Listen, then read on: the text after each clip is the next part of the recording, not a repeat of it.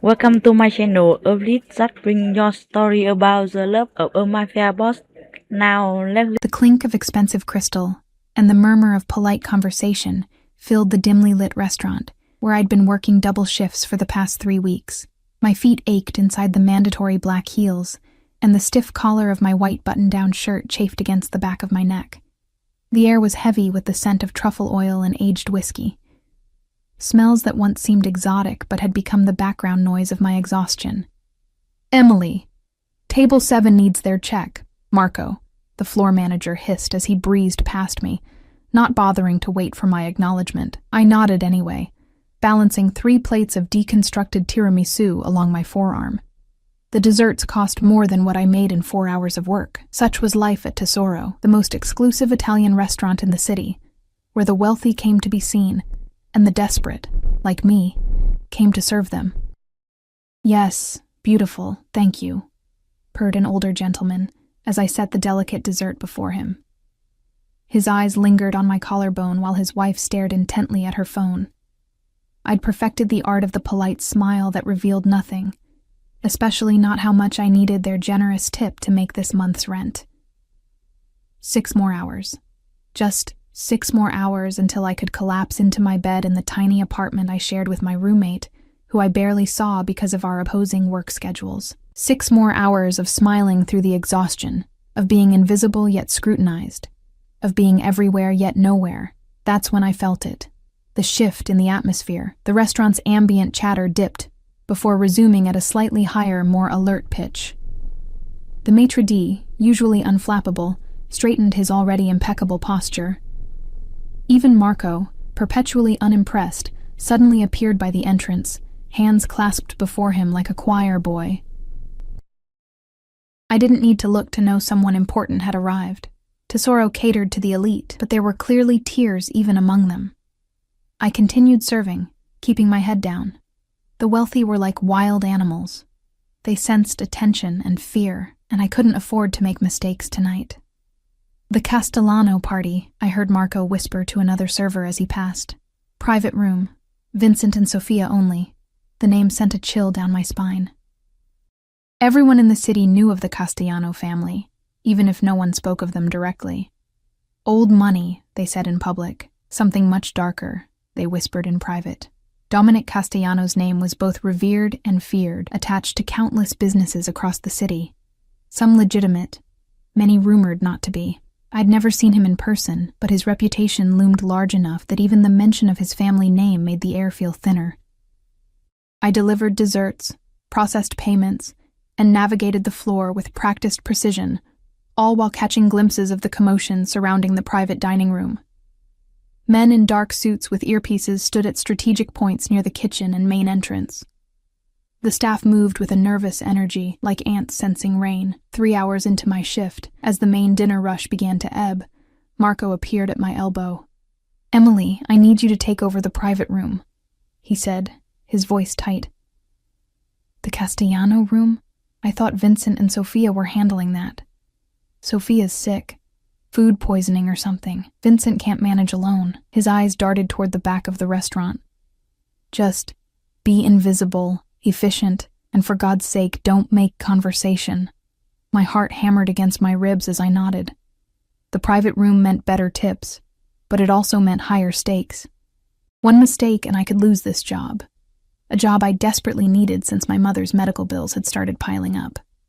I checked my appearance in the mirrored wall of the service station, straightening my shirt, tucking loose strands of auburn hair back into my tight bun, pinching my cheeks for color. Then I gathered my courage and headed toward the private dining room. Vincent met me in the narrow hallway, his face pale with stress. "There's Mr. Castellano, his son Antonio, and 3 associates," he whispered, handing me a tray of empty cocktail glasses. "They're finishing appetizers and moving to main courses.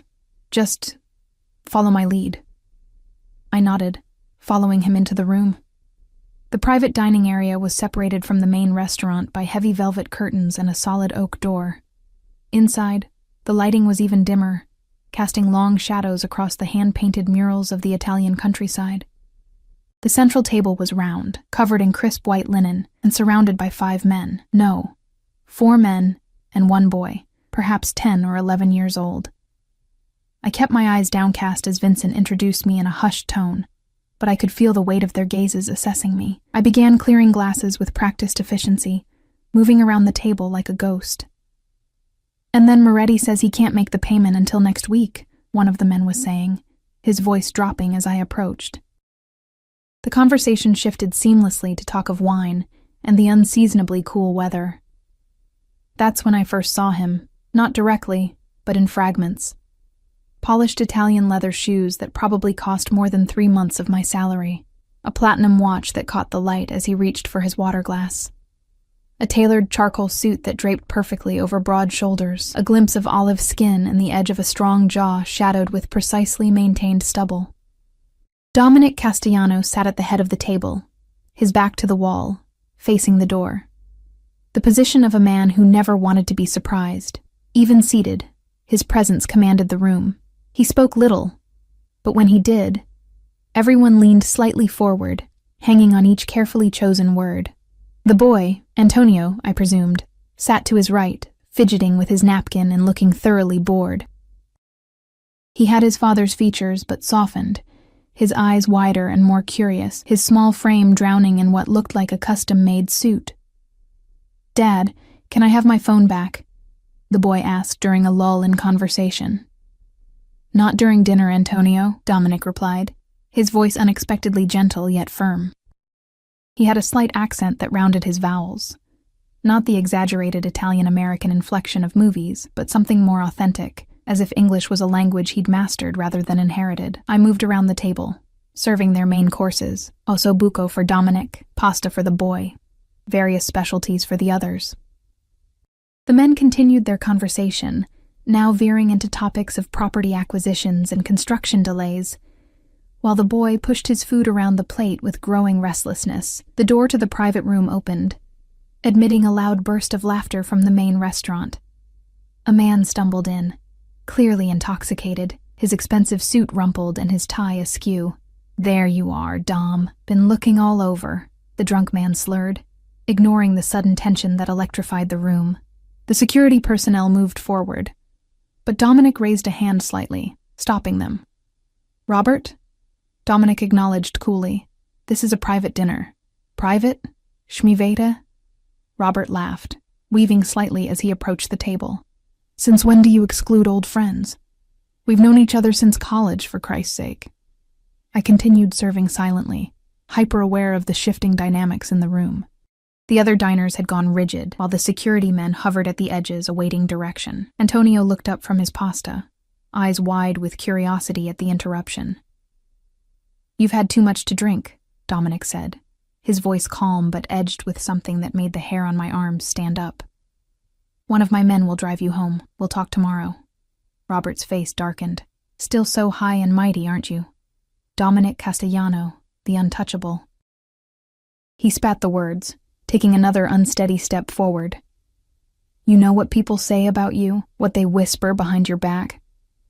I moved to the side of the room, trying to make myself invisible while remaining within serving distance. Vincent had disappeared, probably to get reinforcements or give them privacy for whatever was about to unfold. "Not in front of my son," Dominic said, his voice dropping to a dangerous register. He nodded almost imperceptibly to one of his men. "Your son," Robert laughed bitterly. "Teaching him the family business already? How to threaten, how to intimidate?" He swung his arm wildly as he spoke, sending a full glass of red wine flying across the table. I gasped as the crimson liquid arced through the air, heading straight for Antonio. What happened next was pure instinct. I lunged forward, positioning myself between the flying wine and the boy. The cold liquid splashed across my white shirt and black pants, instantly soaking through to my skin. A few drops spattered against my face, and I felt one slide down my cheek like a bloody tear. The room went deathly silent. I stood there, dripping with Barolo that probably cost more than my weekly salary, mortified by my impulsive action. My career flashed before my eyes. This job I so desperately needed, gone because I couldn't maintain the professional invisibility required. Robert stared at me in drunken confusion. The security personnel tensed, awaiting direction. Antonio's eyes were wide with surprise. And Dominic Castellano, I finally looked at him directly, was studying me with an intensity that made my breath catch. His eyes were dark, nearly black in the dim lighting, set in a face that belonged on ancient Roman currency, all sharp angles and commanding presence. There was something unnervingly calm in his expression, like the stillness of deep water. "I'm so sorry," I stammered, reaching for my serving cloth to mop at the spreading stain. "I'll get cleaned up and bring fresh napkins immediately." "Wait," Dominic's voice stopped me as effectively as a physical barrier. He turned to the drunk man, who seemed to suddenly realize the gravity of his actions.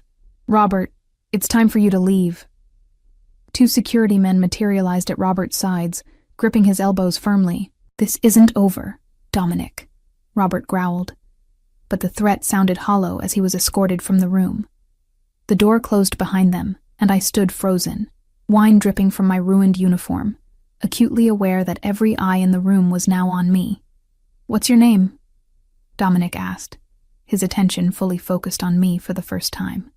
"Emily," I said, my voice barely above a whisper. "Emily Foster. You protected my son," he stated, as if cataloging an unexpected phenomenon. I swallowed hard. "It was just a reflex, sir. I'm sorry for the disruption." His eyes narrowed slightly. "Don't apologize for that." He studied me for a moment longer, then reached into his jacket and extracted a sleek leather wallet. My stomach twisted. Was he going to offer me money, pay me off for witnessing the uncomfortable scene? Instead, he removed a business card and held it out to me. "Go get cleaned up. Then call this number. Tell Marco I said you're finished for tonight." I hesitated before taking the card, hyper-aware of my wine-stained fingers nearly touching his. The card was heavy, minimalist, just his name, and a phone number embossed in dark ink. "But my shift is over," he finished firmly. It wasn't a suggestion. Antonio was looking between his father and me with open curiosity. "She was really fast, Dad," he said, sounding impressed, like a superhero or something. A ghost of a smile touched Dominic's lips as he looked at his son. "Yes, she was." I clutched the card, uncertain what was happening. "Thank you, Mr. Castellano, but I can't just leave in the middle of—" "You can and you will," he interrupted smoothly. "Your manager will understand." The certainty in his voice left no room for argument. This was clearly a man accustomed to having his every word obeyed without question. "Go home. Get some rest," he continued, his eyes returning to mine with unsettling focus. "Someone will contact you." A chill ran through me despite the warm restaurant. Contact me? For what? Was this a good thing or a terrible one? I couldn't tell from his expression, which revealed nothing beyond calm authority. "Thank you again," I said inadequately, backing toward the door. As I turned to leave, I heard Antonio ask, "Why was Uncle Robert so angry?" "Some men can't handle their alcohol," Dominic replied, "or their failures." I slipped out of the room, my heart pounding, Dominic's business card clutched in my trembling hand. The heavy door closed behind me, sealing the Castellanos back in their private world. I leaned against the wall, trying to process what had just happened. Marco found me there a moment later, his eyes widening at the state of my uniform. "What happened?" he demanded. "There was an incident with a drunk guest," I explained. "Mr. Castellano said I'm finished for tonight. He insisted." Marco's face cycled through several emotions: anger, fear, calculation, and finally resignation. "Of course. Whatever Mr. Castellano wants," he lowered his voice. Is everything okay, Emily?" The genuine concern in his voice surprised me. I nodded, not trusting myself to speak further. "Go change. I'll have your tips from tonight ready when you come out." In the staff bathroom, I stared at my reflection in the mirror, pale face spattered with wine droplets, ruined uniform clinging to my skin. The business card sat on the edge of the sink, Dominic Castellano's name staring up at me like a challenge or a warning. I had no idea which. What had I just stumbled into? And more importantly, how was I going to get out of it? As I changed into my street clothes, I couldn't shake the memory of Dominic's eyes, calculating, intense, and filled with something I couldn't name. Something that made me feel simultaneously threatened and protected.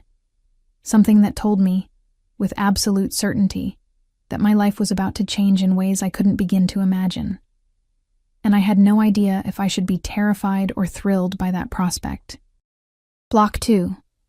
The next morning, I woke to the harsh buzz of my phone vibrating against my nightstand. Sunlight filtered through the cheap blinds of my bedroom, casting striped shadows across my rumpled sheets. For a blissful moment, I forgot about the previous night's events, until my eyes landed on the business card propped against my lamp. Dominic Castellano's name seemed to pulse with its own energy, a silent reminder of the strange encounter. I grabbed my phone, expecting to see Marco's name, probably calling to fire me, but instead, an unknown number flashed on the screen. My heart skipped as I answered. Hello? Ms. Foster. It wasn't a question. The voice was female, crisp and professional. A car will arrive at your address in 1 hour. Please be ready. A car? Who is this? What for? I sat up, clutching my thin comforter to my chest as if the caller could see me. Mr. Castellano would like to speak with you. She paused, then added with slight impatience. The address we have is 1742 Westmore Avenue, apartment 3B. Is this correct? A chill ran down my spine. How did they know where I lived? I had never given my address to anyone at the restaurant except HR. Yes, but 1 hour, Ms. Foster. Professional attire is appropriate. She hung up before I could respond. I stared at my phone in disbelief. Professional attire? I was a waitress, not a business executive. My professional wardrobe consisted of black pants with subtle food stains and button-down shirts from the clearance rack. My roommate Rachel was already gone for her early hospital shift, so I had no one to consult about this surreal situation. I showered quickly, my mind racing through possibilities. Was this about a job? Compensation for the ruined uniform? Or something more sinister? The rumors about the Castellano family's connections to organized crime suddenly felt less like urban legends and more like warnings. After trying on and discarding 3 outfits, I settled on my interview clothes. A navy pencil skirt that was slightly too tight after the holidays, a cream blouse with only one barely noticeable coffee stain on the cuff, and my 1 pair of decent heels. I pulled my hair back into a neat ponytail, applied minimal makeup, and checked the time. 58 minutes had passed since the call. Right on cue, my phone pinged with a text. Your car has arrived. I peered through the window blinds. A sleek black sedan with tinted windows idled at the curb, looking comically out of place in my working-class neighborhood. The driver, a broad-shouldered man in a dark suit, stood by the rear door, scanning the surroundings with practiced vigilance. Taking a deep breath, I grabbed my purse, tucked the business card inside, and headed downstairs. Ms. Foster. The driver nodded as I approached. His expression was carefully neutral, but I caught him assessing me with a quick professional glance that seemed to catalog every detail of my appearance. He opened the rear door. Please. The car's interior smelled of leather and subtle cologne. The windows were tinted so dark that once inside, the morning sunlight dimmed to twilight. As we pulled away from my apartment building, I clutched my purse on my lap, wondering if I'd made a terrible mistake. Where are we going? I asked, trying to keep my voice steady. The driver's eyes met mine briefly in the rearview mirror. Mr. Castellano's office. And where is that exactly? Downtown, 30 minutes in this traffic. He offered nothing more, and I didn't press. Instead, I watched the city transform around us as we moved from my neighborhood of dollar stores and laundromats to the gleaming financial district with its mirrored skyscrapers reaching toward the clouds. We eventually stopped before an elegant limestone building with understated brass lettering that read Castellano Investments. No flashy signs or ostentatious displays of wealth, just quiet, confident power. The driver opened my door. 35th floor. They're expecting you. Inside, the lobby was all marble and mahogany, with a security desk manned by 2 guards who looked more military than civilian. One nodded to me. Ms. Foster, elevator B, please. It's ready for you. The private elevator required no button pushing. It ascended smoothly, its only indication of movement the subtle pressure change in my ears. When the doors opened, I stepped into a reception area where a striking woman in her 40s sat behind a desk that could have been carved from a single piece of ebony. Ms. Foster, she greeted me, standing. Her voice confirmed she was the caller from earlier. "I'm Vanessa, Mr. Castellano's executive assistant. This way, please." She led me through a space of understated luxury, original artwork on the walls, plush carpet underfoot, and floor-to-ceiling windows offering a panoramic view of the city I served tables in, but rarely saw from this height. Several people worked at desks in an open area, all of them looking up briefly as I passed. Their expressions were curious but carefully controlled. "Mr. Castellano is concluding a call," Vanessa explained as we approached a set of double doors at the end of the hallway. "Can I offer you water, coffee?" "Water, please," I managed, my throat suddenly dry. She nodded, opening one of the doors to reveal a spacious waiting area outside what I presumed was Dominic's office. "Please sit. He won't be long, left alone." I perched on the edge of a leather sofa that probably cost more than my car. Through the partially open inner door, I could hear the low murmur of Dominic's voice, something about shipping containers and customs clearance. I tried not to listen, focusing instead on the view and wondering what on earth I was doing here. Vanessa returned with water in an actual glass, not plastic, with a slice of lemon. As I sipped, the inner door opened fully, and Dominic Castellano emerged. In daylight, he was even more imposing than he had been in the dim restaurant. Tall and broad-shouldered, he moved with the easy confidence of a man accustomed to commanding any space he entered. His suit today was navy blue, impeccably tailored to his athletic frame. His dark hair was styled back from his forehead, emphasizing the sharp angles of his face and those eyes, intense and watchful, missing nothing. "Ms. Foster," he said, his voice as I remembered it, deep, with that hint of an accent. "Thank you for coming on such short notice." I stood quickly, nearly spilling my water. Did I have a choice? The question slipped out before I could stop it. Vanessa's eyes widened slightly, but Dominic's lips curved into what might have been the ghost of a smile. "Everyone has choices," he replied. "Please, come in." His office was surprisingly understated for a man of his wealth and reputation. The furniture was elegant but not ostentatious, the art on the walls selected for quality rather than shock value. One wall was entirely glass, offering a commanding view of the city and harbor beyond. "Sit, please." He gestured to one of two chairs positioned before his desk. I sat, setting my water glass on a coaster that materialized beneath it as if by magic. Dominic didn't take his seat behind the desk as I expected. Instead, he chose the chair beside mine, turning it slightly to face me. The move felt deliberately casual, but there was nothing relaxed about his presence. "How's your uniform?" he asked, surprising me with the question. "Ruined," I admitted. "Red wine doesn't come out easily." He nodded as if confirming something to himself. "I've arranged for its replacement and compensation for your dry cleaning." "That's very thoughtful." I hesitated. "But unnecessary. Is that why I'm here?" "No." He studied me with those dark, assessing eyes. "You're here because you did something unusual last night. You put yourself between danger and my son." I shifted uncomfortably under his scrutiny. "It wasn't danger, Mr. Castellano. Just wine." "Nevertheless, your instinct was to protect, not withdraw. That interests me." The way he said interests made it sound like more than casual curiosity. I forced myself to meet his gaze. "I work with children sometimes, younger siblings of customers. It was just reflex." "Do you have children, Ms. Foster?" "No." "Family in the city?" I hesitated, unsure why he was asking. "My mother. She's unwell." Something flickered in his eyes. Recognition, perhaps. "I see." He leaned back slightly. "Tell me about yourself, Emily. Your work at Tesoro. Is it your only job?" The casual use of my first name didn't escape me. "I also work part-time at a catering company on weekends, and I'm taking online classes in business administration." "Ambitious." "Necessary," I corrected. "Medical bills don't pay themselves." He nodded, as if I'd confirmed something. "What happened to your mother?" I bristled slightly at the personal question, but found myself answering anyway. "Early onset Alzheimer's.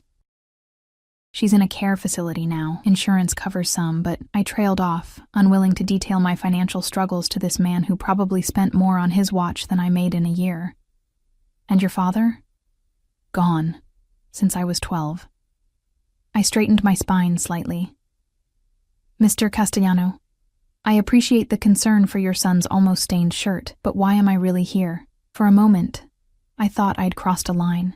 His expression remained impassive, but something sharpened in his gaze. Then, surprisingly, he smiled, a small, genuine curve of his lips that transformed his face from intimidating to almost approachable, direct. Good. He stood, moving to the window. I have a proposition for you, Emily, a job offer. A job? Of all the scenarios I'd imagined, this wasn't one of them. What kind of job? Antonio needs a tutor. He turned back to face me. He's struggling with English literature and composition. His teachers report he's falling behind. I blinked in confusion. Mr. Castellano, I'm not a teacher. I'm a waitress with half a business degree. You're also someone who instinctively protected my son without thought to yourself. Someone who works 2 jobs while caring for an ill parent and pursuing education. His eyes held mine. I value character over credentials, Ms. Foster. But surely there are qualified tutors. Many. None I trust. The way he said trust carried the weight of a man who had learned its value through bitter experience. Antonio liked you. He mentioned you twice after you left. I was speechless. This couldn't be happening. The most powerful man in the city wanted me, a nobody waitress, to tutor his son. The position pays $3,000 a week, he continued casually, as if he hadn't just named a figure that was more than quadruple my current monthly income. 4 hours daily, Monday through Friday at my home, transportation provided, of course. The room seemed to tilt slightly. That's excessive for tutoring.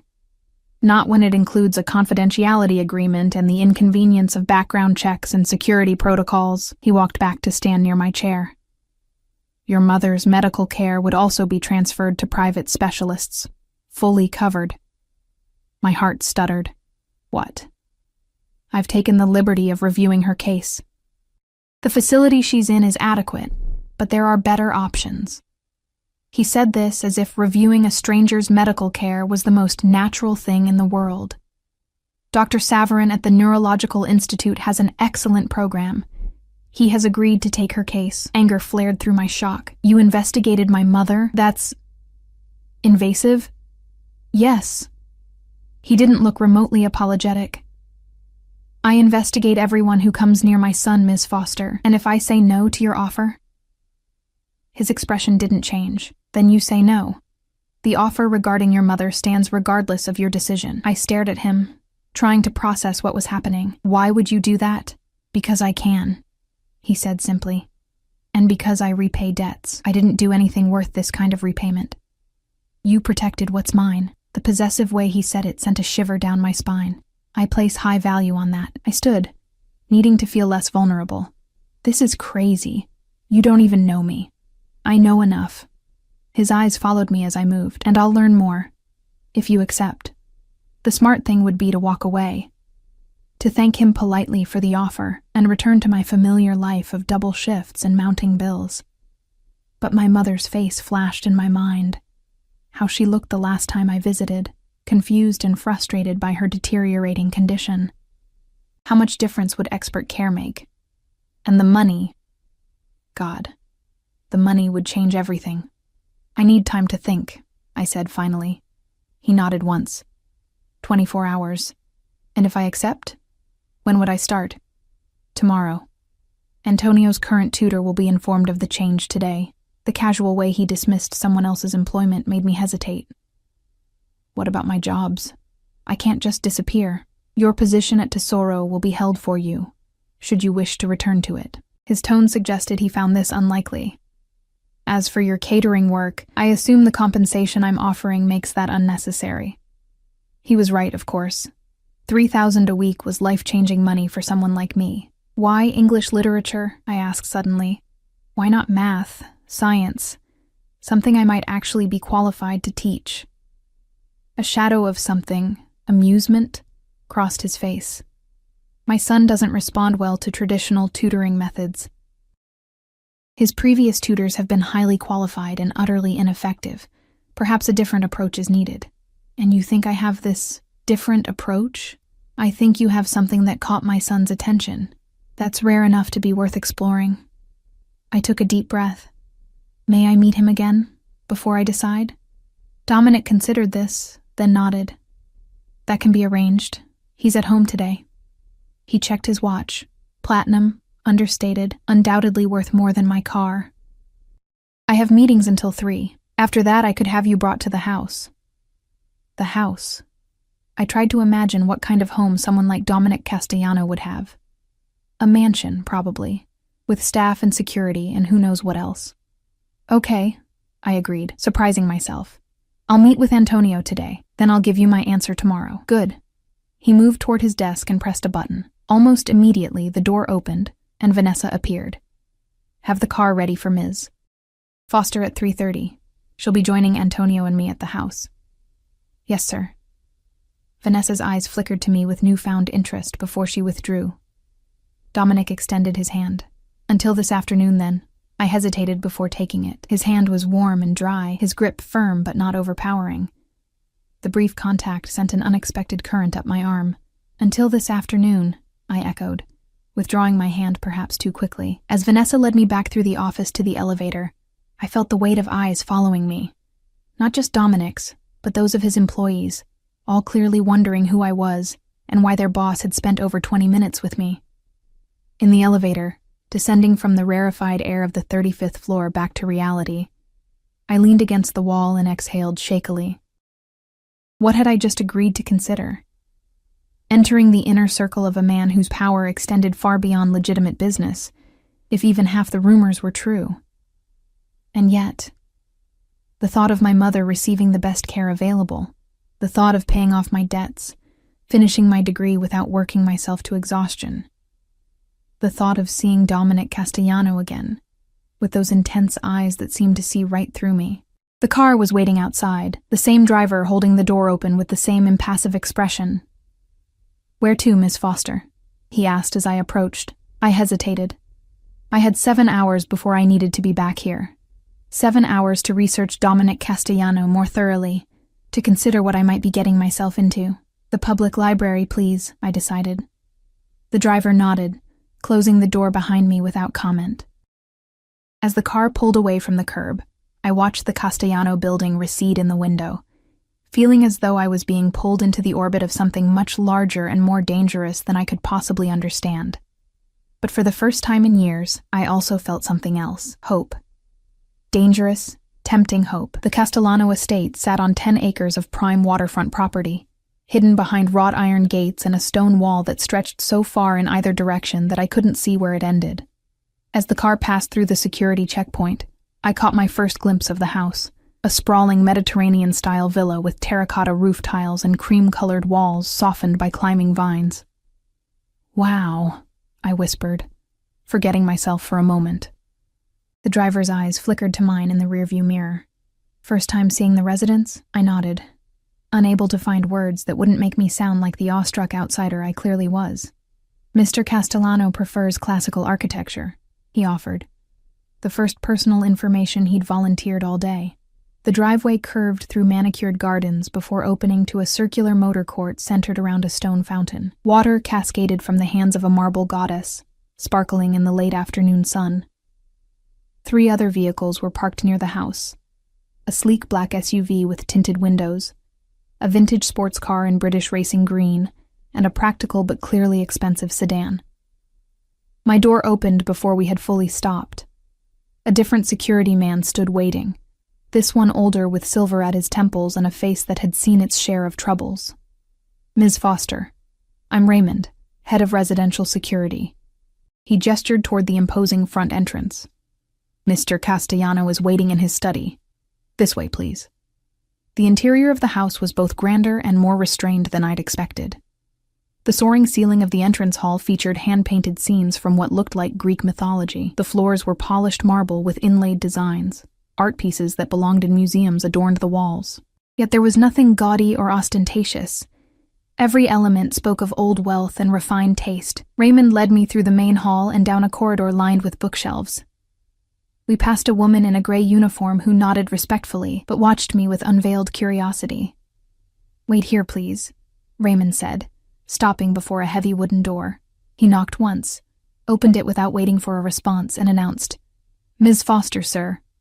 "Send her in," came Dominic's voice from within. Raymond stepped aside, and I entered what could only be described as the most beautiful library I'd ever seen. 2 stories of bookshelves stretched toward a coffered ceiling, accessible by a rolling wooden ladder that gleamed with polish. A massive desk occupied one end of the room, while leather chairs and a Chesterfield sofa created a comfortable reading area near a stone fireplace at the other. Dominic stood by one of the tall windows, silhouetted against the late afternoon light. He'd removed his suit jacket and loosened his tie, giving him a slightly more approachable appearance. The illusion vanished when he turned, his posture still radiating the same controlled power I'd sensed in his office. "Emily," he said, gesturing me forward. "Thank you for coming. How was your research?" I stopped mid-step. "My research?" "At the library." His expression remained neutral, but there was something knowing in his eyes. "I assume you weren't just catching up on your reading." The realization that he knew where I'd gone after our meeting sent a chill through me. "Did you have me followed?" "No." He crossed to a cabinet and removed a crystal decanter. "The driver reported your destination, as is standard procedure. Would you like a drink? Wine, perhaps, or something stronger?" I shook my head, unsettled by how casually he monitored my movements. "No, thank you." He poured himself what looked like whiskey, the amber liquid catching the light. "So, what did you discover in your investigation of me?" I hesitated, weighing honesty against discretion. "Nothing I couldn't have found through common knowledge. Your companies, your philanthropic work, your wife's death 5 years ago. I'm sorry for your loss." Something flickered in his eyes, pain quickly controlled. "Thank you." He took a sip of his drink. "What else?" "The rumors," I admitted reluctantly, "about your family's connections. And nothing definitive. Just speculation. Allegations that never stuck. Cases that were dismissed." I met his gaze directly. "I'm not naive, Mr. Castellano. I know how power works in this city." He studied me for a long moment, then set his glass down. "Antonio is waiting in the garden. I thought you might prefer to speak with him alone first." The change of subject was abrupt, but welcome. I nodded, relieved we weren't going to discuss what we both knew was true about his business dealings. Dominic crossed to the desk and pressed a button. Almost immediately, a woman appeared at the door. Not the one I'd seen in the hallway, but younger, with a warm smile that reached her eyes. "Sophia, please take Ms. Foster to Antonio." "Of course, Mr. Castellano." She smiled at me. "This way, miss."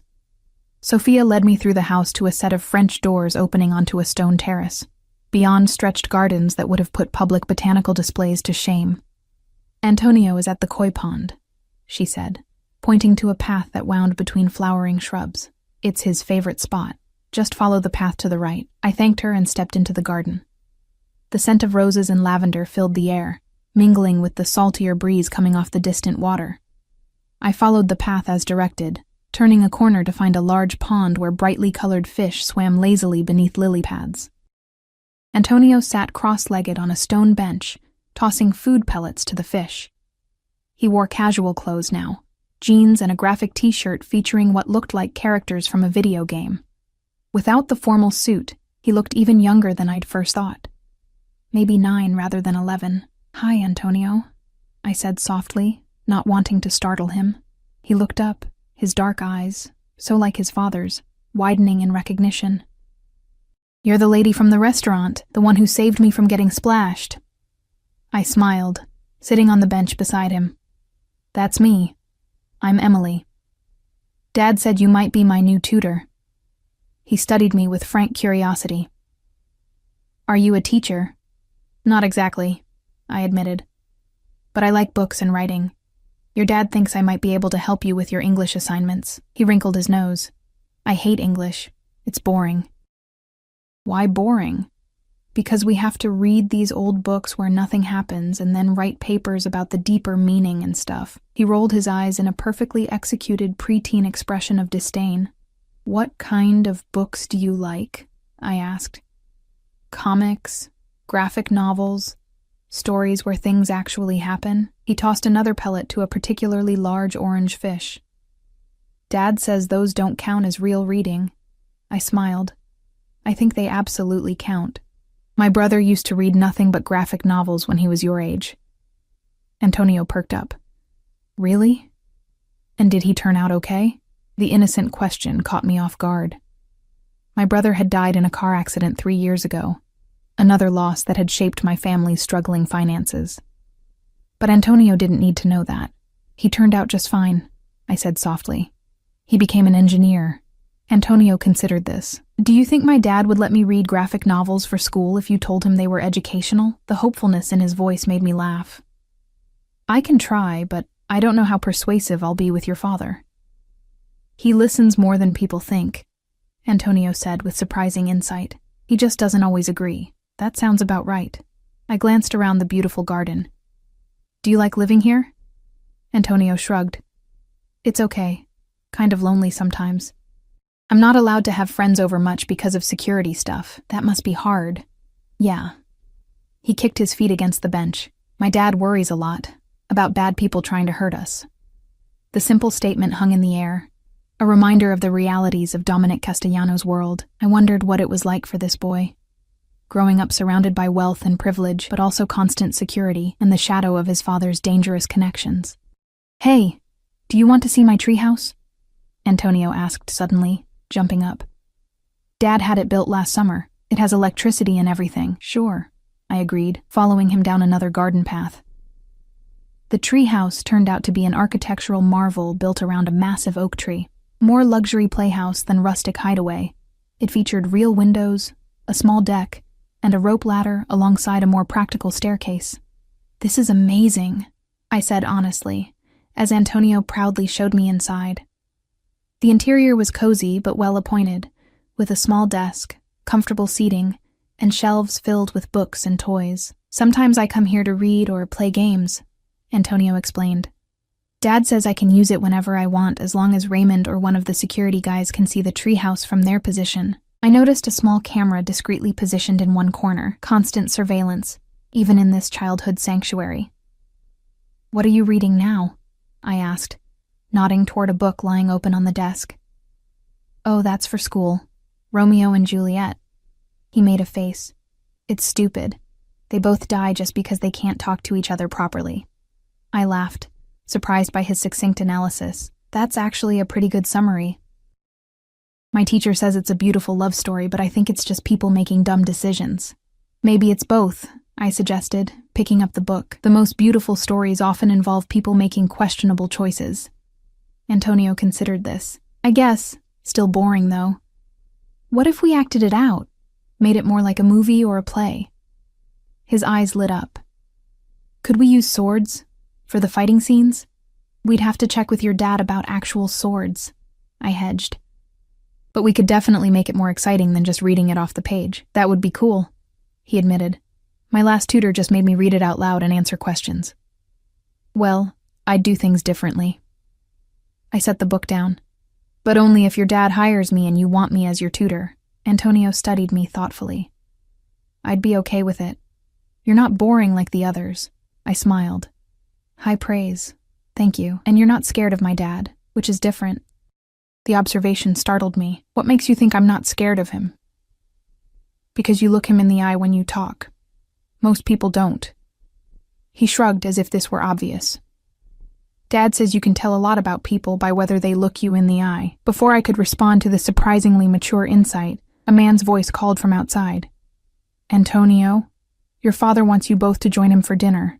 Antonio sighed. That's Paolo. He's okay, but super strict about schedules. He headed for the door, then turned back. Are you staying for dinner? I don't know. I wasn't expecting to.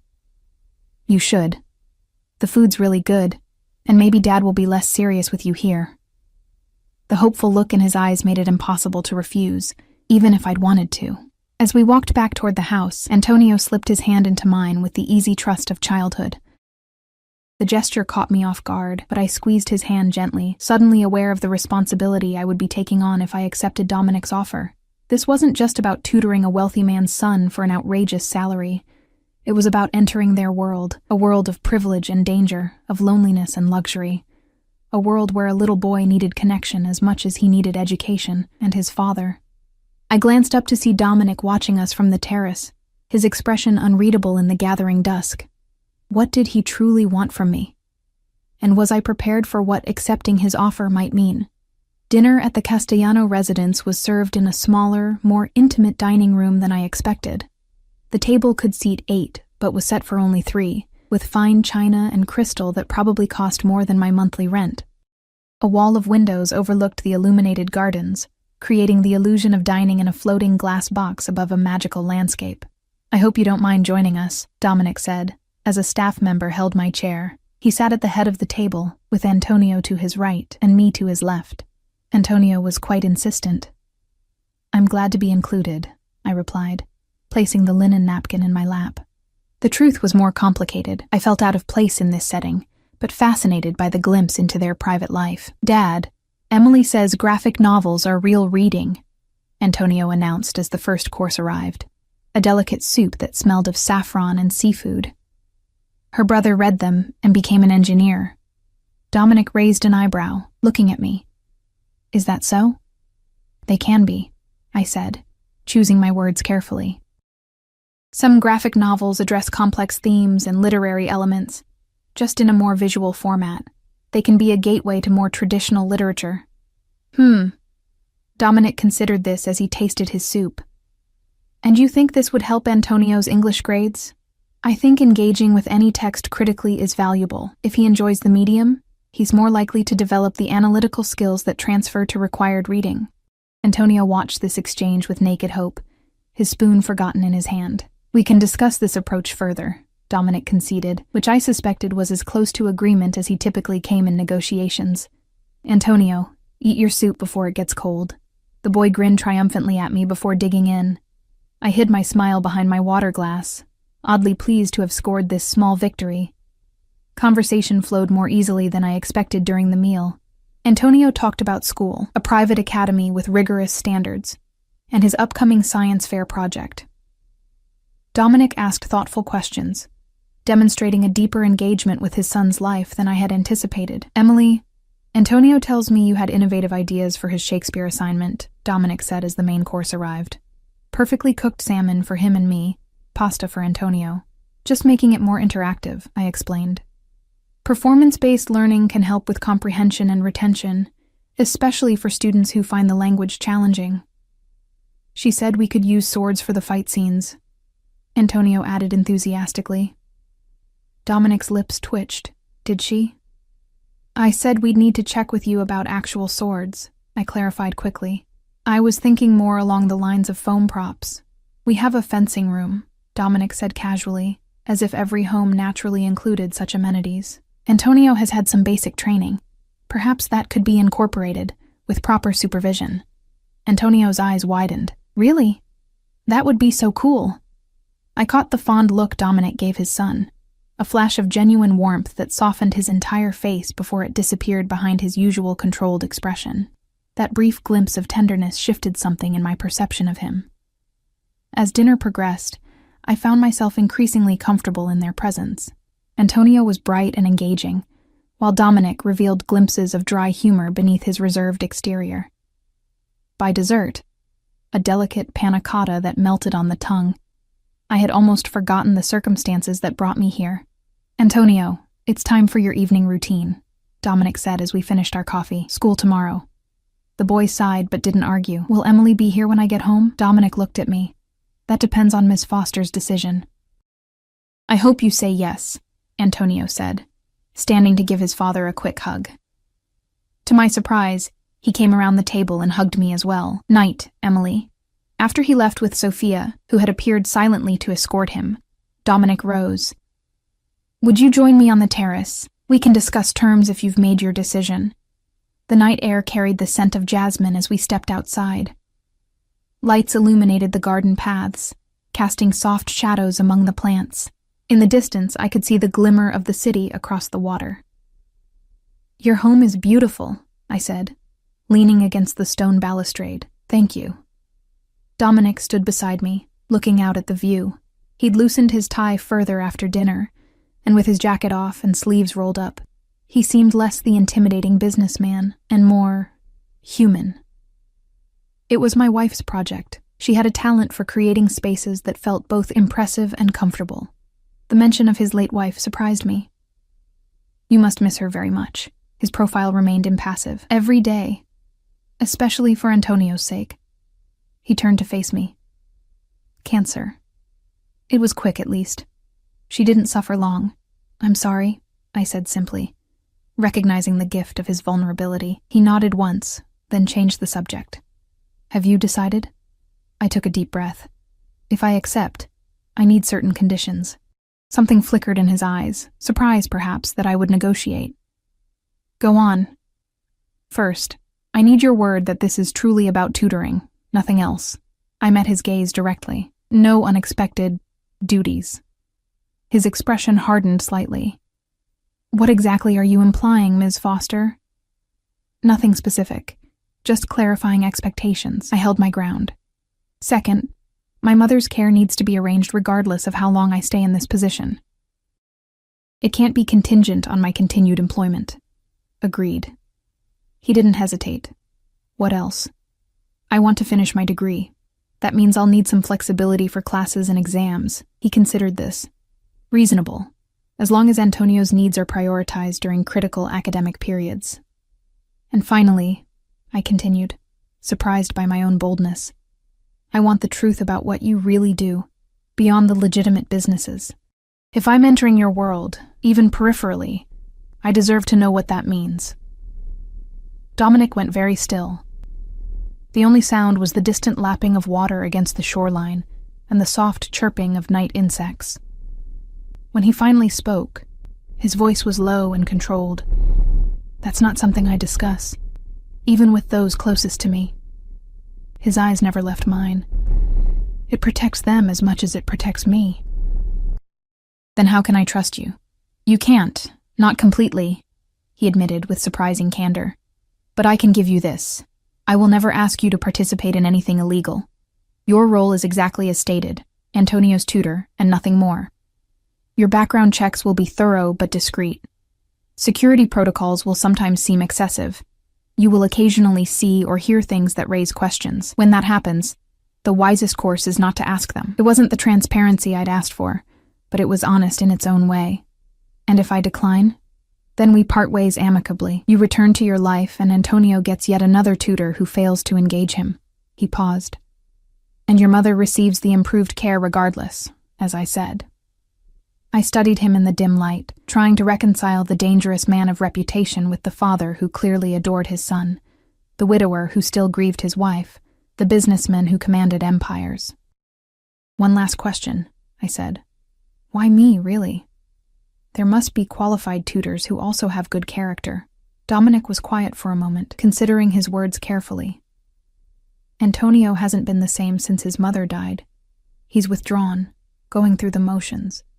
Yesterday in the restaurant was the first time I've seen genuine animation in his eyes in months. He looked away, across the water. And it wasn't just about the wine incident. It was how you spoke to him afterward, like he was a person, not an extension of me. The admission touched something unexpected within me. Children know when they're truly seen. Yes. He turned back to me. So, Ms. Foster, your decision? In that moment, standing on the terrace of a mansion belonging to possibly the most dangerous man in the city, I made a choice that would alter the course of my life. I accept. Dominic nodded once, as if he'd never doubted the outcome. Good. We'll begin tomorrow. The car will pick you up at 7:30. So soon? Why wait? He extended his hand. Welcome to the household, Emily. As our hands met, I felt that same unexpected current pass between us. His grip was firm, his skin warm against mine. I withdrew perhaps a moment too late, conscious of a tension that had nothing to do with our professional arrangement. Raymond will drive you home tonight, Dominic said, releasing my hand. He'll also brief you on basic security protocols. On cue, Raymond appeared at the terrace doors. The car is ready, sir. Dominic walked me through the house to the entrance, where Raymond waited. At the door, he paused. Emily, he said, my name sounding different in his accented voice. Thank you for giving my son a chance. The sincerity in his eyes caught me off guard. I should be thanking you for the opportunity. Perhaps we're both taking a chance. With that cryptic statement, he nodded to Raymond and stepped back. Good night. Good night, Mr. Castellano. Dominic, he corrected. If you're going to be in our home daily, formality seems unnecessary. Good night, Dominic, I amended, testing the name on my tongue. The ghost of a smile touched his lips before he turned away. In the car, Raymond gave me a security briefing that seemed more appropriate for a government official than a tutor. Never post on social media about my work location. Vary my routes when not in the company car. Report any unusual contacts or questions about the family. Memorize emergency numbers. Submit names of visitors to my apartment for background checks. My head was spinning by the time we reached my building. One more thing, Ms. Foster, Raymond said as he opened my door. Mr. Castellano values loyalty above all else. Remember that, and you'll do fine. It sounded like both advice and warning. Inside my apartment, Rachel was curled on our second-hand couch, watching a medical drama. She looked up in surprise. Em, where have you been? I thought you had a shift at Tesoro. I sank down beside her, overwhelmed by the events of the day. You won't believe what happened. As I recounted the story, edited to minimize the more worrying aspects, Rachel's eyes grew progressively wider. Holy shit, she whispered when I finished. You're going to work for Dominic Castellano? The Dominic Castellano. As a tutor, I emphasized. Just a tutor. Right. She gave me a skeptical look. Just a tutor who gets paid more than most executives and has to sign confidentiality agreements. You know what they say about his family. I know, I admitted, but this is about his son and my mother. Rachel's expression softened. The medical care alone is worth it. And I get it. This could change everything for you. Just be careful, okay? Men like that are used to owning everything they touch. Her words echoed in my mind as I prepared for bed. Was I making a terrible mistake? Entering the orbit of a man who clearly lived by different rules than the rest of society? A man who could arrange specialized medical care with a phone call, who had investigated my personal life before even meeting me properly? A man whose touch lingered on my skin hours later. As I drifted toward sleep, I thought of Antonio's hopeful face, and Dominic's rare, genuine smile. Whatever I was walking into, it wasn't as simple as the rumors suggested. There was darkness there, certainly, but also unexpected light. Tomorrow, I would step fully into their world, and nothing would ever be the same again. 6 months into my position as Antonio's tutor, life had fallen into a rhythm I never could have imagined. The Castellano household had become a second home, its routines and peculiarities now familiar. Antonio had blossomed under our unconventional approach to learning. His grades improved dramatically, and more importantly, his enthusiasm for reading had ignited. We'd transformed Romeo and Juliet into an elaborate production with makeshift costumes and foam swords. With Raymond reluctantly drafted to read multiple roles, we'd created graphic novel adaptations of classic literature, constructed historical dioramas, and written original stories inspired by curriculum themes. The boys' creativity, once stifled by traditional methods, now flourished. I'd kept my apartment but rarely slept there. The commute from the city to the estate made more sense to stay in the guest suite Dominic had assigned me for late study sessions. Rachel joked that I'd been absorbed by the Castellano world. She wasn't entirely wrong. The morning sun streamed through the windows of the study, where Antonio and I were working on his final project for the semester, a literary analysis presented as a mock podcast. So if I compare the themes in Frankenstein to modern issues like AI ethics, that shows deeper understanding, right? Antonio asked, looking up from his notes. Exactly, I confirmed, impressed by his insight. At just 10 years old, he was making connections many high school students missed. That's the kind of critical thinking that moves beyond just summarizing the plot. Dad's going to be so impressed, he grinned, scribbling another note. He still talks about that essay you helped me with last month. The mention of Dominic sent a familiar warmth through me. Our relationship had evolved in ways I hadn't anticipated. Professional respect had grown into friendship, and recently, something more that neither of us had named but both acknowledged in lingering glances and conversations that stretched late into the night after Antonio was asleep. "Speaking of your father," I said, checking my watch, "he wanted to meet with us at 11 to discuss summer plans." Antonio nodded, gathering his materials. "I hope he'll agree to the Shakespeare camp I mentioned. It would be perfect for our Julius Caesar unit." We made our way to Dominic's study, passing household staff who now greeted me with genuine smiles rather than curious glances. At the door, Raymond nodded to us before knocking. "Enter," came Dominic's voice. He sat behind his desk, phone pressed to his ear, but his eyes immediately found mine as we walked in. He held up one finger, indicating he'd be just a moment. "That's not acceptable, Marco," he said into the phone, his tone carrying that quiet danger I'd come to recognize. The agreement was clear.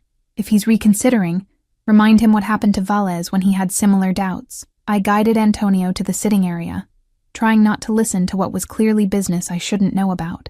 This was the dance we'd perfected. My presence in the household meant I occasionally glimpsed the edges of Dominic's other world, but I never asked questions, and he maintained careful boundaries. "My apologies," Dominic said after ending the call. He joined us, sitting across from Antonio. "Business complications. Is everything okay?" I asked carefully. "It will be." His eyes held mine for a beat longer than necessary. "Now, about this summer program Antonio's been lobbying for." The meeting progressed normally, with Antonio presenting his case for the Shakespeare Youth Program with all the persuasive techniques I'd taught him. Dominic listened attentively, asking thoughtful questions about curriculum and security arrangements. "The residential component concerns me," he said finally. 2 weeks is a long time. "Dad, Emily already said she'd be there as a volunteer instructor," Antonio argued. "And you could have Raymond check the place out first." Dominic raised an eyebrow at me. "You didn't mention you'd volunteered." Antonio was getting ahead of himself, I explained. "I said I'd consider it if you approved the program." Dominic studied his son, then me. "Let me review the security options." "We'll discuss it further." Antonio recognized this as the tentative victory it was and beamed. "Thanks, Dad. Can I go tell Sophia about my project idea?" She said she wanted to hear it. After Dominic nodded his permission, Antonio bounded from the room with the exuberance of a child who'd rediscovered joy. When the door closed behind him, Dominic's professional demeanor softened. "You've worked miracles with him," he said, moving to sit beside me on the sofa. "His teachers can't stop raving about the transformation. He's a brilliant kid. He just needed someone to connect with his interests." "It's more than that." Dominic's voice lowered. "He trusts you. And so do I." The atmosphere between us shifted, charged with the tension we'd been navigating for months. His proximity made my pulse quicken, a reaction I'd stopped trying to fight. "Dominic," I began, uncertain what I even wanted to say. His phone rang, the harsh sound shattering the moment. He checked the screen and frowned. "I need to take this. We'll continue our conversation later?" I nodded, rising to give him privacy. As I reached the door, his voice stopped me. "Emily, dinner tonight? Just the two of us, after Antonio's asleep." The implication was clear. This would be different from our usual evening discussions. This would acknowledge what had been building between us.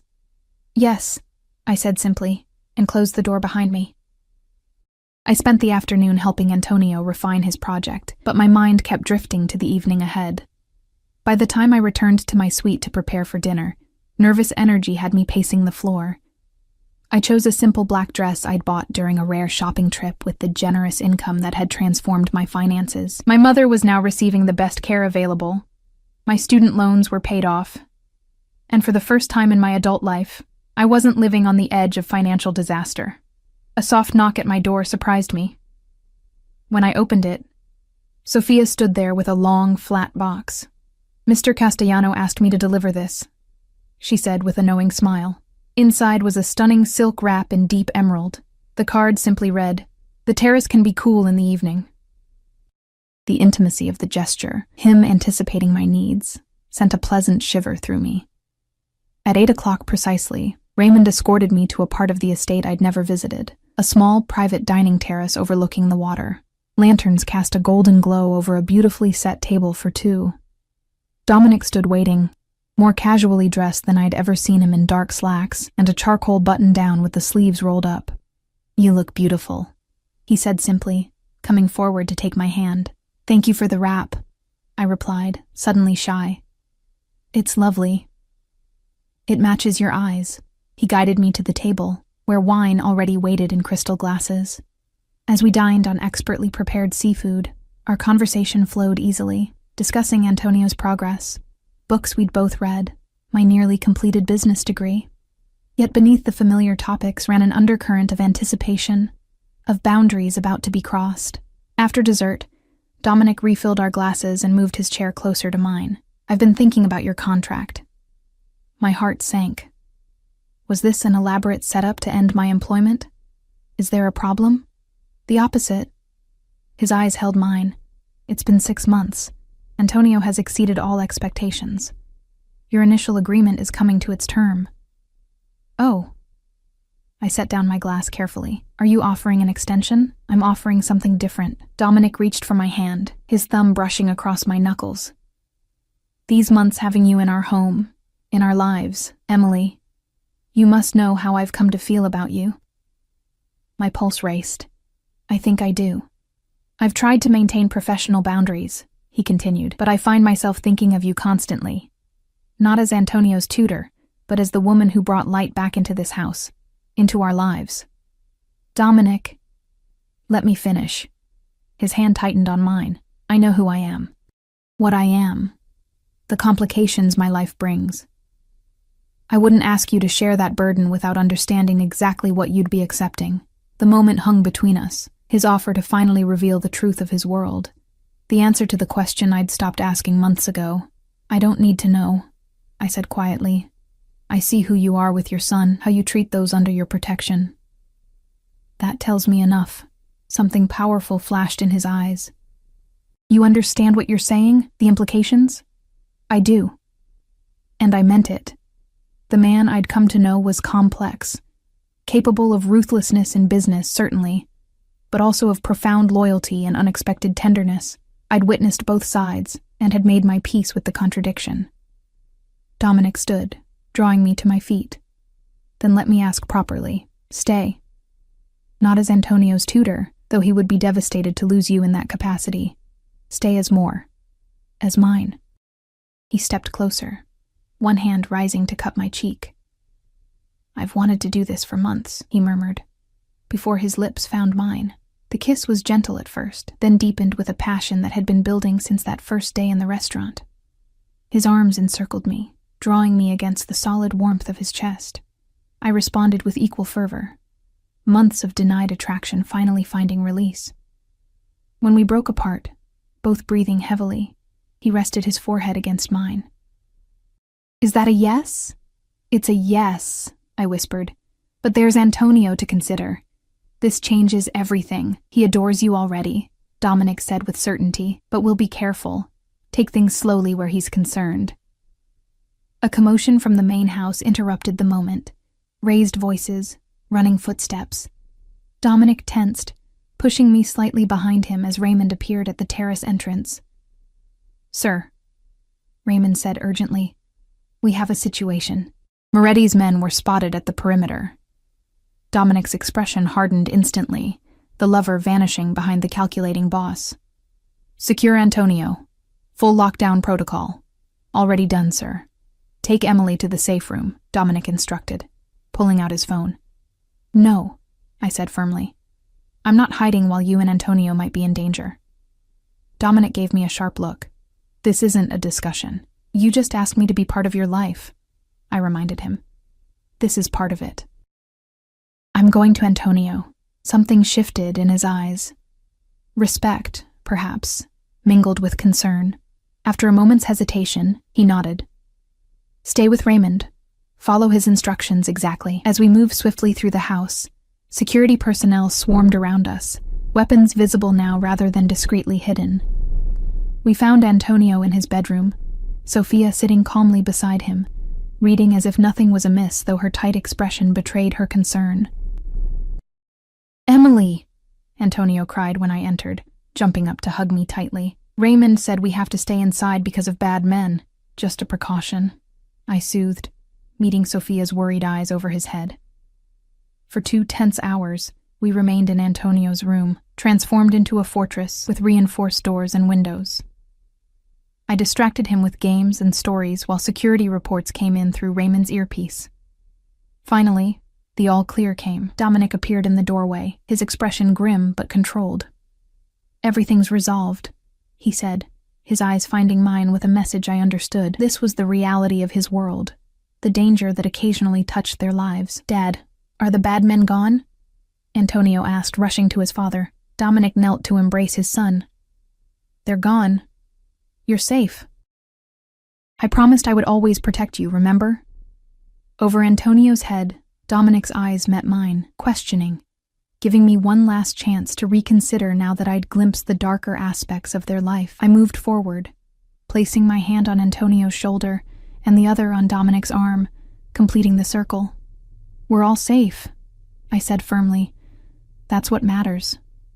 Later that night, after Antonio had finally fallen asleep, Dominic found me in the library. "Still certain?" he asked quietly. "After tonight?" I crossed to him without hesitation. "More certain.